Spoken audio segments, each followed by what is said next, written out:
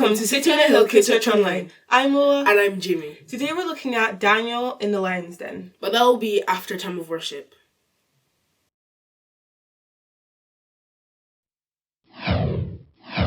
The king signs a law that no one can ignore unless you want to hear the lions roar.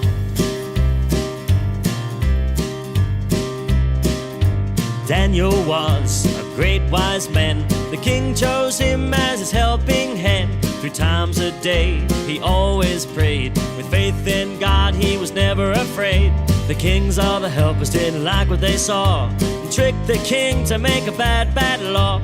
The praying to God had to stop, or in the lion's den you would drop. The king signs a law that no one can ignore unless you want to hear the lions roar.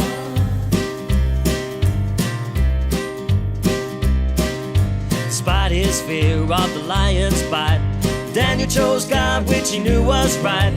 Give thanks and pray, 'cause help and guidance he sought. And one day poor old Daniel was called. The king was sad but had to follow his men, so he sent Daniel straight to the lion's den. Well, Daniel believed that the Lord would save him, but to the king and his men Daniel's future was dim. The king signs a law that no one can ignore unless you want to hear the lions roar.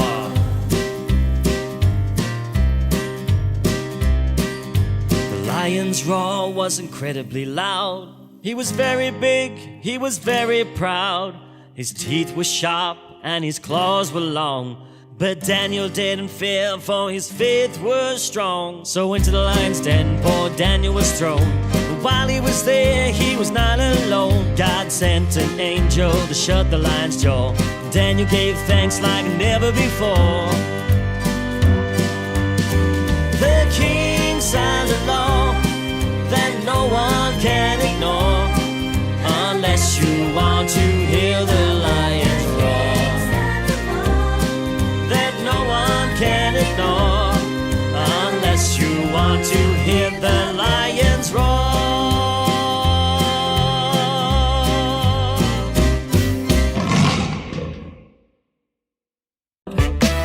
An angel came down to shut the lion's jaw.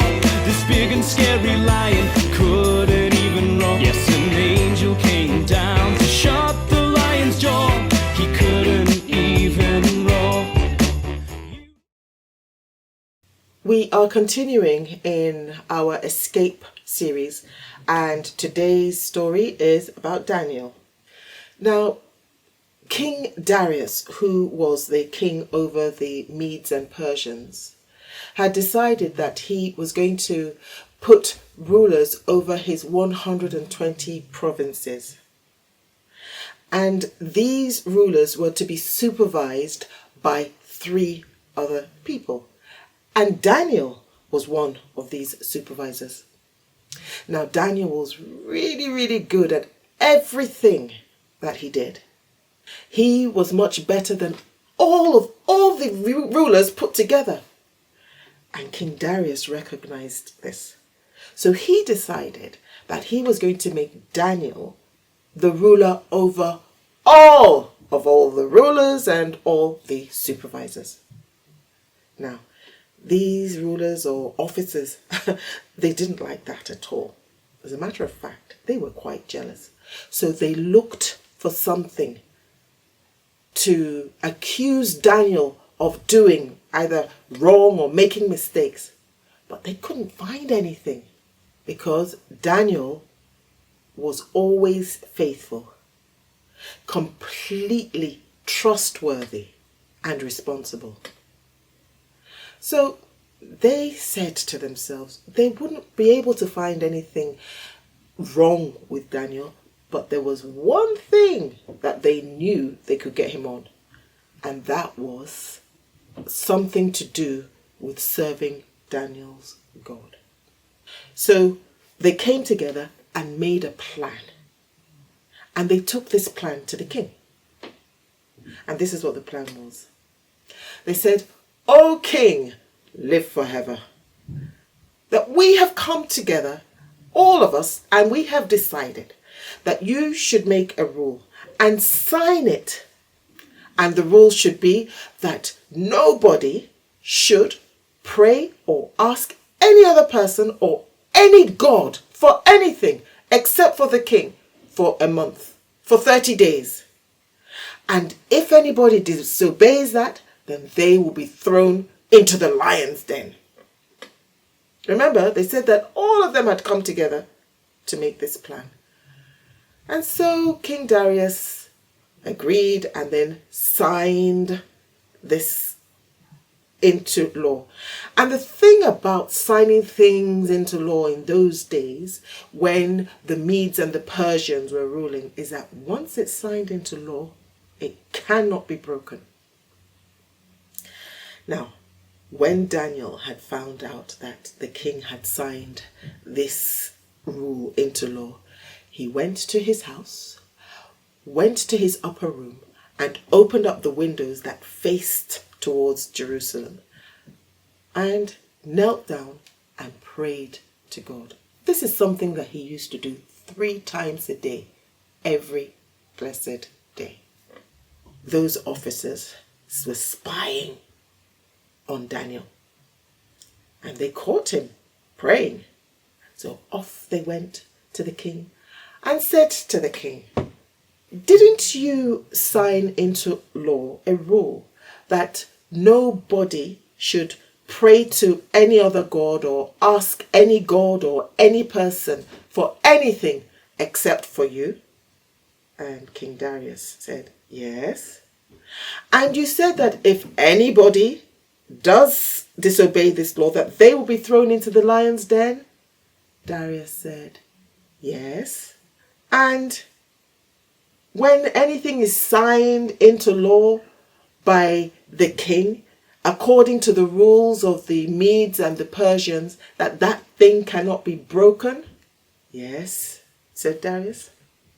And then they said, "Well, Daniel, one of the captives of Judea, he has disobeyed this law. He prays to his God 3 times a day." Whew. King Darius was so sad because he really liked Daniel. And then he realized that these guys had made a plan against Daniel because they were jealous. They were envious of Daniel. He realized Daniel wasn't part of this plan, and he looked for a way to see how he could release Daniel. As I said, he really liked Daniel. By evening time, the officials came to him and said, "It's time. Daniel needs to be thrown into the lion's den, just as you said it would happen. You signed the law." So King Darius went to Daniel and said, "Oh, may the God you serve so faithfully save you from the lions." And Daniel was thrown into the lion's den. And then a stone was put over the mouth of the den, and it was sealed with the king's seal and the seal of his nobles, so that nobody would tamper with it. And Darius went to his rooms. He was so uncomfortable. He couldn't eat. He couldn't sleep. He was pacing up and down because he was so worried about Daniel. He spent a horrible night. Early the next morning, he went quickly to the lion's den and called out to Daniel, "Daniel, has your God that you serve so faithfully been able to save you?" And Daniel called out and said, "O King, live forever, that my God sent an angel to shut the mouth of the lions.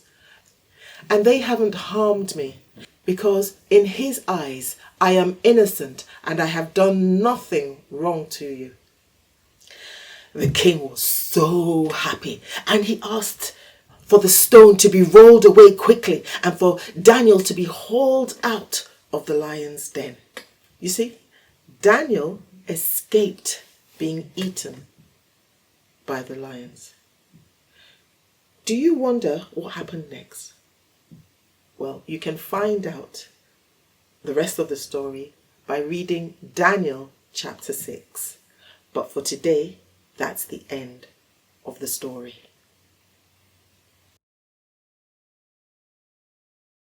Hello, my friends. How are you? Wow, in that story, Daniel really dared to be different, didn't he? In a culture where everybody else was saying, this is what you have to do, he was like, no, I am going to follow God. He dared to be different. And I think for us living today as Christians, we have to dare to be different and choose to follow God, even when a lot of other people might be saying, no, you should do this instead. And so today I've been a little bit different. Rather than doing the traditional lion craft for the Daniel story, I have made this poster, and you can see I've got all of these hedgehogs going one way except one of them who's daring to be different. So why don't we have a go at making something like this? I've copied this off a tea towel that my granny used to have. I always loved, so I thought it makes a good craft. So you need 2 colours of paper, and you want to choose one as your background and one for your animal colour. Now you can see I've chosen to have 4 hedgehogs along and 4 up the way, so I've got 16 altogether. So for me, what I have to do is fold this piece of paper in half once longwise, and then again longwise, and that's going to give me 4 boxes up and down the way. And then I'm going to fold it in half one time, and then in half again. So I folded it twice each way, and that means that if I unfolded this, I would have 16 of these squares. So if I draw something in here and cut it out, I'll have 16 of whatever it is. Now, I did think about doing lions because obviously they come into this story, but I found lions, it was difficult to look at them just as an outline and tell what they were. And you need something, because you're making 16 of them, you want it to be something that's quite simple, but also is a clear shape. So here's another option. You can see I've done a bear, and I haven't drawn its face in yet because we'll do that afterwards. When you're doing it, don't draw it in black pen, just draw it in pencil so it's easy to rub out. But I've drawn it in pen, so you can see I've got another one here that I'm working on. This one's chickens, as you can see. So choose your animal, and then what I found is I can't actually cut all 16 out at once. It's too stiff. So if you cut your paper in half, and you can cut your shape out, and then what we'll need to do is just draw around it onto our second set of papers, and then we can cut those ones out as well, so we have all 16. So I'll just get these ones cut. Now you can, again, as always, take a little more care than I am. I'm doing this for speed. So here I've got 8 bears, and I would just take one of them, put it on my other piece, I draw around that so I have the shape identical, and cut those ones out. Once you've got all of your animal, whatever animal you choose, before you stick any of them down, make sure you get them all arranged so that you are sure about where your rows and columns want to go. So you want them to be evenly spread in each direction. You can see like I'm doing here, so then I'll be able to fill in the rows. And like I've done with this chickens one, what you want to do is do the whole top row all the way down each side and the 2 bottom rows, but then leave these 2 gaps, because in one of them we're going to stick on our one who's going the other way. And I think it's also nice, as well as making them go the other way, to make them distinguishable in some other way. So for my hedgehogs, As you can see, I've given all of them eyes, but the one going the other way, I've given a little smiley mouth. For my chickens, what I've tried doing is making them all just not have any markings on at all, except for the one going the other way, who has got an eye. Now, what you could do is not have any writing at all, and just stick on, I could just stick the last one into that gap, and you might think the picture speaks for itself. We've clearly got one who's choosing to be different, and you don't actually need any words to explain it. But you might decide that it looks good to have some writing. So this one, I wrote dare to be different. This one, I'm going to write choose to go God's way. So I've got all these chickens, but one of them is choosing to go God's way, even though that means he is different from all the other chickens. And Daniel chose to go God's way, didn't he? And even though it got him into a sticky situation in that lion's den, God made sure he escaped. So, I hope you have some fun with this. I think they're really effective. You can choose any animal, any colours that you want, and you can make yourself a really nice poster. Or if you wanted, you could make a small version and make it into a card, or you could actually make a really big version by sticking pieces of paper together and cutting out much larger ones and have a really big poster. That would be a fun and effective craft too. Well, I hope that you choose to be different for God this week, and I'll see you again next week. Bye.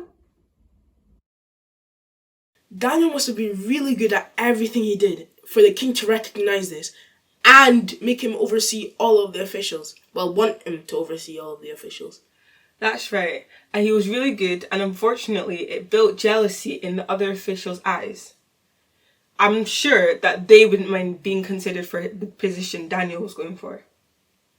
Jealousy and envy disqualifies them from having any position at all, I'll say. I wonder if King Darius thought that Daniel was in that group to sign for a decree.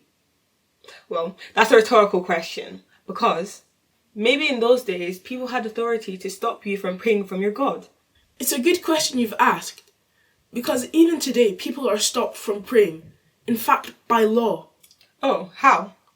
For example, in most schools, people are not allowed to pray without other people taking some sort of offence, even in public spaces or gatherings. You're right. But Daniel still kept praying faithfully. And God had his back. The lions didn't harm him when he was thrown into the lion's den. And King Darius even respected and honoured our God. He even sent out letters to the kingdom telling everyone to honour and respect our God. Lola, you're giving the rest of the story away. Oh, my bad. You can read the rest of the story in Daniel 6. By the way, can you find the escape in this story? That's it for this week. Till next time, bye!